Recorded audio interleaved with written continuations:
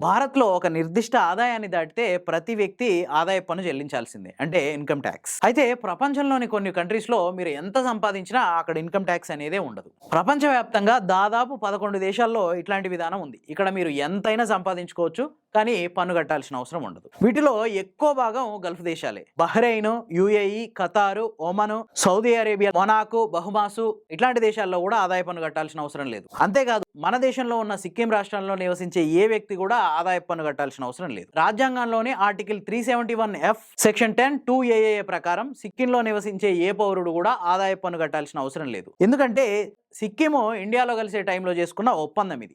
సిక్కిం అనేది భారతదేశంలో ఒక వ్యూహాత్మక ప్రాంతం. సో వాళ్ళ షరతులను అంగీకరించి ఈ ఒప్పందానికి రావాల్సి వచ్చింది భారత ప్రభుత్వం. మరి మనం పైన చెప్పుకున్న 11 దేశాలకు ఆదాయం ఎట్లా వస్తుందంటే ఇందులో చాలా వరకు విపరీతమైన ముడి చమురు నిల్వలు ఉన్న దేశాలు. ఈ ఆయిల్ నిల్వలతోనే ఆ దేశాలకు విపరీతమైన సంపాదన సమకూరుతుంది. అందుకే ఆదాయ పన్ను వేయాల్సిన అవసరం అక్కడి ప్రభుత్వాలకు లేదు. ముడి చమురు ఇంత విలువైంది కాబట్టే ప్రపంచంలోని చాలా దేశాల మధ్య యుద్ధాలకు కారణమవుతుంది.